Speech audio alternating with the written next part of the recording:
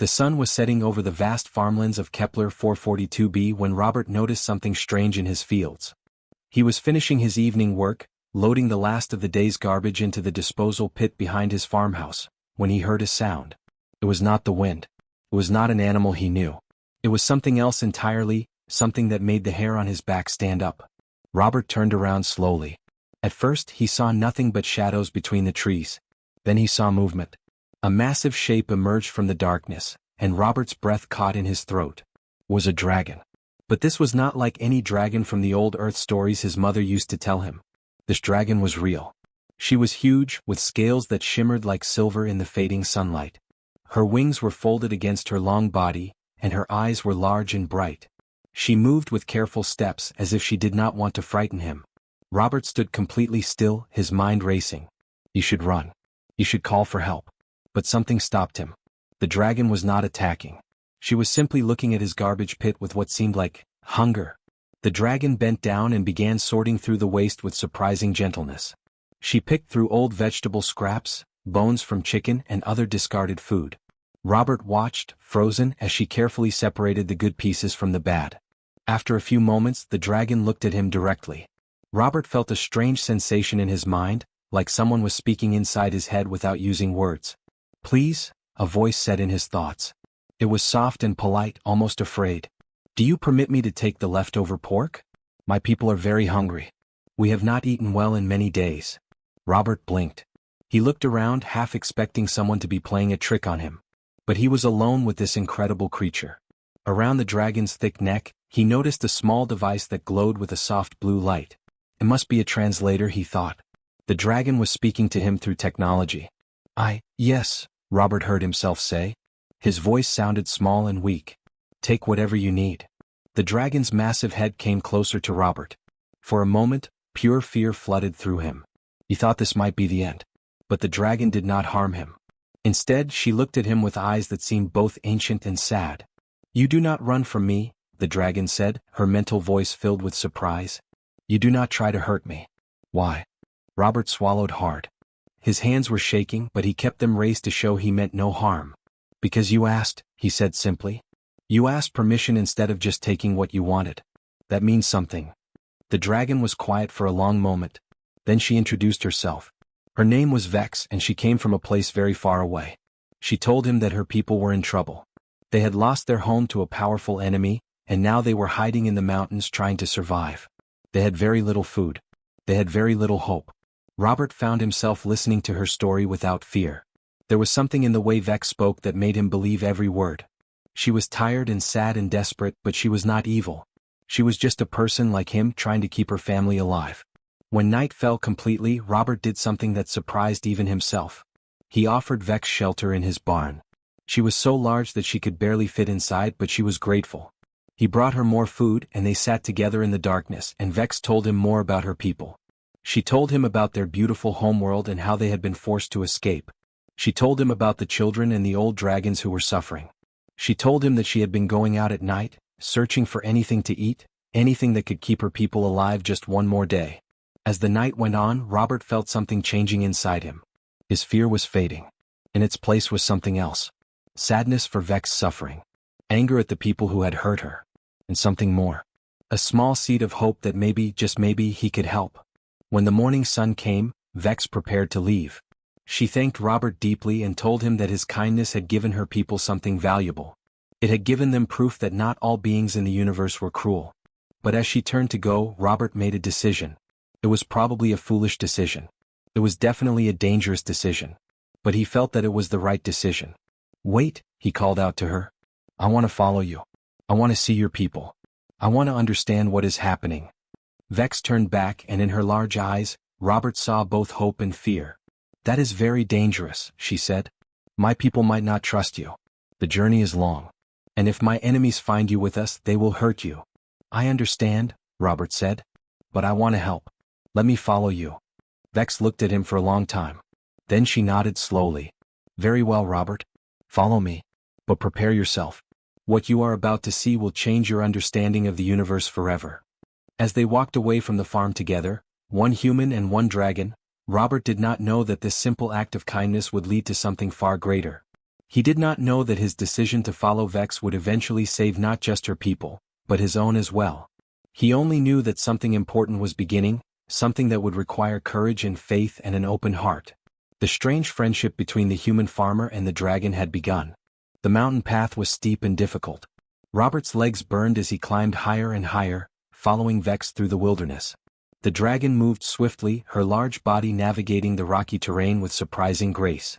Robert had to move quickly to keep up, sometimes scrambling over boulders, sometimes pushing through thick vegetation that scratched his skin. Hours passed. The sun moved across the sky. Robert's water was running low and his boots were worn and tired. He began to wonder if he had made a terrible mistake. What was he doing, following a dragon into the mountains? Where were they going? Would he ever see his farm again? But he did not stop. Something inside him told him to continue, to see this through, no matter how difficult the journey became. As the afternoon light began to fade into golden orange, the landscape changed. The thick forest gave way to open rock and stone. Vex led Robert around a massive cliff edge, and suddenly, the canyon opened before him like a secret the earth had been keeping. Robert stopped walking and stared. His mind struggled to understand what he was seeing. The canyon was enormous, with steep walls of red and brown rock rising high above the ground. And carved into those rock walls, hidden from the outside world, was an entire city. But not a human city. A dragon city. There were caves and shelters and structures built from stone. There were hundreds of them. Hundreds of dragons. Robert's breath came in short gasps. Some of the dragons were as large as Vex. Others were smaller, some barely larger than horses. There were young dragons that looked like they had only recently hatched, and old dragons with scales that had faded to pale colors. They moved through the canyon slowly, without energy, like creatures that had given up on life. The smell hit Robert next. It was not a pleasant smell. It was the smell of sickness and hunger and sadness all mixed together. It was the smell of a people dying. A large dragon approached Robert. His scales were bronze-colored and worn, marked with scars and lines that spoke of age and hardship. His eyes were ancient, filled with wisdom and pain. When he spoke into Robert's mind, his voice was deep and serious. "Vex," the old dragon said. "Why have you brought a human here? Why have you betrayed our location?" Vex stepped forward quickly. "This human is not our enemy, Owen. He gave us food. He gave us shelter. He showed us kindness when he could have shown us violence. I brought him here because I believe he can help us." Owen, the ancient dragon who seemed to be a leader, studied Robert carefully. The human farmer felt like an insect being examined under a lens. He did not move. He barely breathed. "Come with me, human," Owen said finally. "I will show you why we are here. Then you will decide if you still wish to help us." Owen led Robert through the hidden settlement. As they walked, the old dragon told his story. It was a story of a beautiful homeworld far away, a world where dragons had lived in peace and happiness for thousands of years. They had built great cities and created amazing technology. They had lived together as families and communities. Then the Krell Dominion came. The Krell were not dragons. They were a powerful empire made up of many different alien species, all united under one terrible purpose. They conquered worlds and enslaved the people who lived there. They took what they wanted and destroyed what they did not need. Some species they kept as slaves. Others they simply destroyed completely. When the Krell came to the dragon homeworld, the dragons fought back. But they were not prepared for the power of the Krell weapons. Thousands of dragons died. Millions. The Krell took over the world and enslaved those who survived. The lucky ones, Owen explained, were able to escape. They fled through space in old ships, traveling far and fast until they found this hidden canyon on this distant human world. "We have been here for many seasons," Owen said sadly. "We hide from the Krell, hoping they will forget us, hoping they will not search this far. But we cannot hide forever. Our food runs out. Our hope fades. Soon the young ones will starve. Soon there will be no dragons left at all." As Owen spoke, Robert saw the desperation in the faces of the dragons around them. He saw a mother dragon with her baby, the small one so thin that Robert could see every bone in its tiny body. He saw an old dragon lying on the ground, barely moving, clearly dying from hunger and sickness. He saw young dragons with dull eyes, their fire gone, their spirit broken. Robert's heart felt heavy. He understood now why Vex had asked for the leftover pork. It was not just food for herself. It was food for her entire people. Every scrap mattered. Every piece of meat meant one more day of life for someone. "How many of you are there?" Robert asked quietly. 342 dragons remain alive," Owen answered. Once, our people numbered in the millions. Now we are nearly extinct, hidden in a canyon on a world that is not our own, dying slowly while the Krell hunt us. Robert looked at the dragons surrounding him. He saw their pain. He saw their struggle. He saw their will to survive even when everything seemed hopeless. My colony, Robert said slowly. We have farmers and food. We have technology and knowledge. My people are not many, but maybe we are strong enough to help you. Owen's ancient eyes studied Robert for a long moment. Something changed in them. A small spark of hope appeared, like a candle being lit in the darkness. You would help us? Owen asked. Even though we are strange to you? Even though helping us would cost your people dearly? Robert thought about his farm, about his safe life, about everything he had known. Then he thought about the dying baby dragon, about the mother with no hope, about an entire people facing extinction. Yes, Robert said. I will help you. Owen nodded slowly. Then perhaps the universe still has some kindness left in it. Come. We have much to discuss and time is running short. Robert returned to his colony late at night. His body was exhausted, his mind was spinning with everything he had seen, but his heart was filled with purpose. He knew he had to tell someone about the dragons. He knew he had to convince his people to help. The question was, would they listen? The next morning, Robert went to see Governor Catherine. She was the leader of the human colony, a strong woman with intelligent eyes and a practical mind. She had led the settlement through many difficult times and people trusted her. Robert asked for an emergency meeting with the council. Catherine agreed, though she looked curious and slightly concerned. That evening, the council chamber was full. There were 10 council members sitting around a large table, all waiting to hear what Robert had to say. They looked skeptical. They looked tired. Some of them looked annoyed that they had to be there. Robert stood up and told them everything. He told them about Vex and her people. He told them about the hidden settlement and the 300 dragons dying from hunger and desperation. He told them about the Krell Dominion and the war that had destroyed an entire civilization. He told them that the dragons were intelligent, peaceful, and desperate for help. The room exploded in noise. He has gone crazy, one council member shouted. We barely have enough food for ourselves, another cried out. How can we feed 300 dragons? This is a trap, a third voice added. These creatures will turn on us. They will destroy our colony. We should call the military, someone else yelled. We should kill them before they kill us. Robert tried to speak, but nobody listened. The fear in the room was powerful and spreading like fire. People were talking over each other, their voices getting louder and more aggressive. Robert felt his hopes beginning to crumble. Then Governor Catherine stood up. She did not shout. She did not need to. Everyone went quiet simply because she was standing. Let me be clear about something, Catherine said calmly. We are human beings. We are not murderers. We are not cowards. Yes, we have limited resources. Yes, we face challenges. But we also have something that makes us different from every other species I have ever heard about. We have compassion. We have the ability to see a suffering being and want to help, even when it costs us something. She paused and looked at each council member carefully. Robert came to us with a story about people dying. People who are intelligent and peaceful and desperate. Yes, they are dragons. Yes, they are different from us. But they are alive and they need help and we have the strength to give it to them. I believe that helping them is the right thing to do. And I believe it is also the smart thing to do. Catherine turned to face Robert. Tell me, Robert, do these dragons have knowledge we do not have? Do they have technology we could use? Robert nodded. Yes. Owen, their leader, told me about advanced weapons and energy systems. He said they have technology that could help us build things we could never build alone. And what do we have that they need? Catherine asked. Food, Robert said. Farming knowledge. Technology that could work with theirs. And most importantly, friendship. A chance to survive. Catherine smiled slightly. Then this is not charity. This is an exchange. This is a partnership. And partnerships between different peoples have always made both sides stronger. She looked back at the council. I am proposing an alliance with these dragons. We will provide them with food and shelter. They will share their knowledge and technology with us. We will work together. Those in favor? Catherine raised her hand. After a moment of hesitation, Robert raised his hand. Then, slowly, other council members began to raise their hands. Not all of them, but enough. The alliance was approved. Over the next few weeks, everything changed. Robert brought Owen and Vex and several other dragon leaders to the colony. At first, people were afraid. Humans and dragons had never worked together before. But Catherine was smart about it. She introduced them slowly. She had humans and dragons work together on projects. She had them share meals and stories. The dragons taught the humans about their weapons systems and their advanced knowledge of space travel.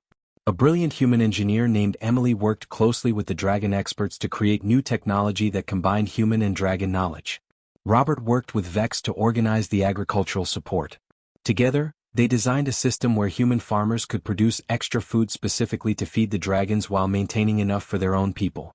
Slowly, fear turned into respect. Respect turned into friendship. Humans and dragons began to work side by side, building something new together. Children from both species played together in the fields. Dragon warriors trained human soldiers in combat techniques. Human engineers taught dragons about advanced machinery. Vex and Robert became the symbol of this partnership. They were often seen together, the human and the dragon, planning and working and laughing. Their friendship showed everyone that unity was possible, that two different peoples could work together and create something beautiful. But one evening, as Robert and Vex were walking through the fields at sunset, a scout came running toward them. The scout was human and he looked terrified. "Governor Catherine needs to see you immediately," the scout gasped. "We have detected something. A large ship. Then another. Then another." "What do you mean?" Robert asked, though he already knew what the scout was going to say. "The Krell," the scout said. "They have found us. The Krell Dominion fleet is coming. They will be here in 3 weeks. Maybe less." Robert and Vex looked at each other. All the progress they had made, all the hope they had built, suddenly felt fragile. The real test was about to begin. The question was no longer whether humans and dragons could work together. The question was whether they could survive together when faced with an enemy that had conquered worlds. The news spread through the colony like a shockwave. 3 weeks until the Krell arrived. 3 weeks until the most powerful military force in the known universe came to destroy them. For many people, panic was the first response. Some wanted to run. Some wanted to surrender. Some wanted to fight even though fighting seemed impossible. But Governor Catherine called an emergency meeting with Owen, Vex, Robert, and the military leaders from both species. They gathered in the command center late at night, the weight of their situation pressing down on them like a physical force. "We cannot run," Owen said. His ancient voice was steady, but Robert could hear the pain underneath. "The Krell will follow us no matter where we go. And my people are too weak to travel far. This is where we make our stand." Catherine nodded. "Then we need a plan. The Krell are powerful, but they are not invincible. We have something they do not expect. We have unity. We have two different peoples working together. That is our advantage." A human military officer named David stood up. He was tough and experienced, a man who had fought in conflicts before. "We need a defense system that combines our strengths," he said. "Our technology is good at fast thinking and adaptation. Dragon weapons are powerful and destructive. If we can merge them, we might create something the Krell have never encountered." That is when Emily stepped forward. She was the engineer Robert had worked with, a brilliant woman with sharp eyes and a mind that could solve impossible problems. "I can do it," she said. "But I will need help from the dragon engineers. And I will need time." "How much time?" Catherine asked. 2 weeks, Emily said. "Maybe less if we work without sleeping." Everyone looked at each other. 2 weeks of intense work, using all their resources, pushing themselves to the limit. It was the only chance they had. The work began immediately. Robert had never seen anything like it. Humans and dragons labored side by side, working day and night without rest. The human workshop became a place of incredible energy and focus. Emily and a dragon engineer named Kess worked together, their different perspectives combining to create something revolutionary. They built hybrid drones. These were machines that used human technology for control and decision-making, but dragon energy weapons for power and destruction. They were fast, intelligent, and deadly. One human could pilot one drone while a dragon provided energy support from a distance. Together, they created a system that was far more powerful than either species could have created alone. Robert found himself working with Vex on the defensive structures. They built walls and barriers that could withstand weapons fire. They created safe zones for the children and elderly. They organized supply lines and medical stations. Every task was important. Every person mattered. At night, Robert was so tired that he would collapse into sleep instantly. But every morning he would wake up and continue working. There was no time for doubt. There was no time for fear. There was only work and purpose and the determination to survive. The dragons, for their part, shared their military knowledge. They taught humans about combat strategy and aerial tactics. They trained humans on dragon weapon systems. Some humans learned to fight alongside dragons, understanding how to coordinate their movements for maximum effectiveness. But as the days passed, Robert noticed something changing. The dragons were becoming weaker, not stronger. The stress and hard work were taking a toll on them. They had been starving for so long that their bodies did not have the strength to sustain such intense effort. Some of them became sick. Some of them collapsed from exhaustion. One evening, Robert found Vex sitting alone on a hillside, looking down at the colony below. She looked thin and tired, her scales losing some of their silver shine.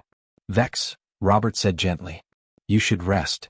"I cannot rest," Vex replied. "There is too much to do. And time is running out." Robert sat down beside her. "I know. But if you collapse from exhaustion, you cannot help anyone." Vex looked at him with sad eyes. "Robert, I need to tell you something. Owen and I have been discussing what might happen when the Krell arrive. Some of us will not survive. We have accepted this.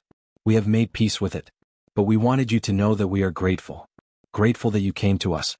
Grateful that you convinced your people to help us. Grateful that we are not facing this alone." Robert felt tears forming in his eyes. "You will survive," he said. "We will all survive." "Maybe," Vex said. "But maybe not. And that is okay. Because we have already won something important.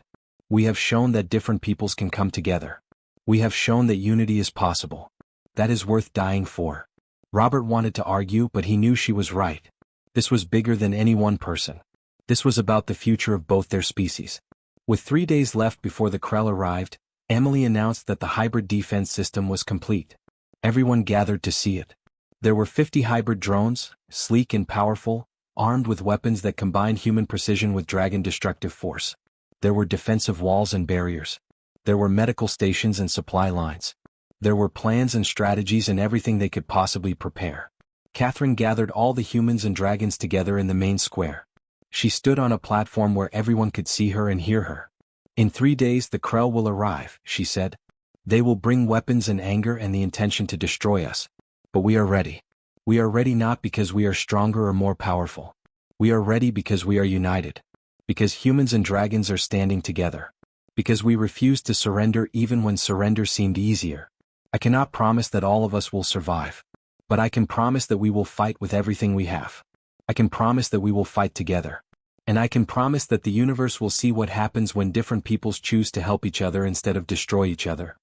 That night, Robert and Vex, along with all the humans and dragons, gathered for a final meal together. They sat side by side, sharing food and stories in silence. They knew that tomorrow would bring the greatest challenge of their lives. But tonight they were not alone. The morning of the battle arrived with a clear sky and bright sunlight. It seemed wrong to Robert that such a beautiful day would bring so much danger and pain. But there was no time for such thoughts. Everyone was in position, ready, waiting. The Krell fleet appeared on the horizon like dark clouds. 5 massive ships descended from the sky, their weapon systems already charging. The ground shook as they approached.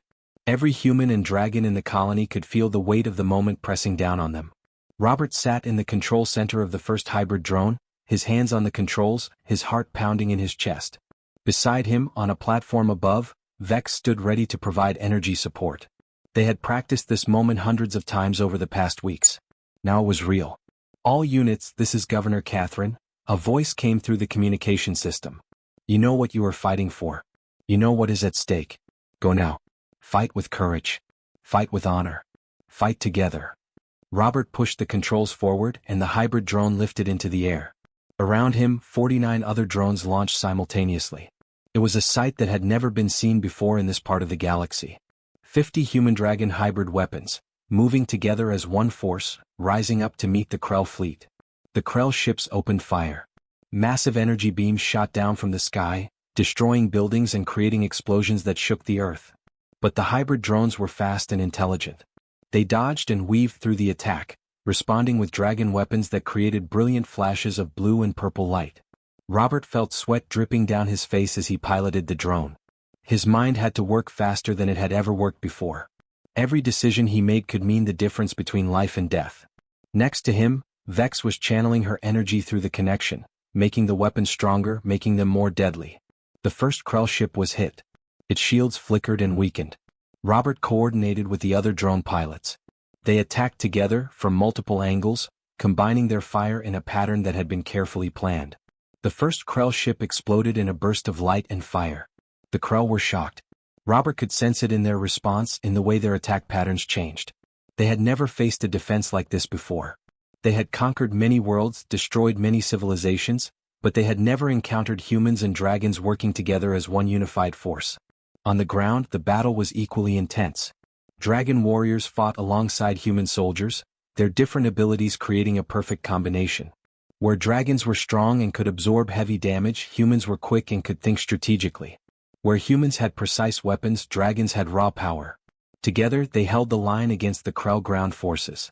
Emily and David worked together in the command center, coordinating the drone pilots and the ground forces, adjusting strategy in real time based on what was happening. Their different perspectives meant they could see threats and opportunities that others might miss. The second Krell ship tried to land troops on the ground. But the hybrid drones attacked before it could open its doors, creating explosions that sent the ship spinning out of control. The ship crashed into the mountains, creating a massive explosion that lit up the sky. Hours passed. Robert's arms and mind felt like they were burning with exhaustion. His drone had been hit several times and he could feel the damage, could hear the warning sounds of systems failing. But he pushed forward. Around him, other drone pilots were doing the same. Some of them had already been shot down. Robert could see the explosions, could see his friends and allies falling from the sky. But more drones rose up to replace them. Vex suddenly gasped. Robert felt it through their connection. She had been hit. Something had damaged her, had hurt her badly. Robert wanted to stop, wanted to turn back, but Vex sent him a mental message filled with strength and determination. Keep fighting, Robert. We are almost there. The third Krell ship fell. Then the fourth. The fifth ship, the largest one, tried to escape, but it could not move fast enough. The hybrid drones pursued it, attacking from all sides, combining their fire in a devastating assault. The final Krell ship exploded in a brilliant display of light and fire. And then, suddenly, it was over. The sky was clear. The Krell fleet was destroyed. The sound of explosions faded away, replaced by silence and the sound of sirens from the medical stations. Robert landed his drone with shaking hands. He climbed out and ran toward where Vex had been standing. She was lying on the ground, blood dripping from a wound on her side. But she was alive. She was smiling. "We did it," she said weakly. "We actually did it." Robert knelt beside her and held her hand. "Do not talk. Save your strength. We need to get you to the medical station." The medical teams, both human and dragon, rushed to help the injured. It was clear that the victory had come at a cost. Many people had died. Many were wounded. But the colony had survived. The Krell had been defeated. Over the next days, as the injured recovered and the dead were honored, the reality of what had happened began to sink in. Humans and dragons had fought together and won against an enemy that had conquered worlds. They had proven that unity could overcome even the most powerful force. Governor Catherine and Owen stood together, looking at the destroyed Krell ships in the distance. They spoke for a long time, making plans for the future. Within a week, they had signed a formal treaty. The humans and dragons would build a new civilization together. A united colony with shared government and shared responsibility for defense. Robert and Vex stood on a hillside, watching as humans and dragons worked side by side to rebuild the settlement. They were clearing rubble, building new structures, creating gardens. It was hard work, but it was hopeful work. Work that had meaning. "What do you think the future will bring?" Vex asked. Robert looked at the dragon beside him, at the friend who had changed his life forever. "I think it will bring more than we can imagine," he said. "I think other worlds will hear about what we did here. I think more civilizations will learn that unity is stronger than division. I think we have started something important." Vex smiled. "Then we have accomplished more than survival. We have accomplished hope." Together, they looked out at the stars, at the vast universe stretching before them, filled with infinite possibilities. The battle was over, but the real work was just beginning. And this time they would face it together.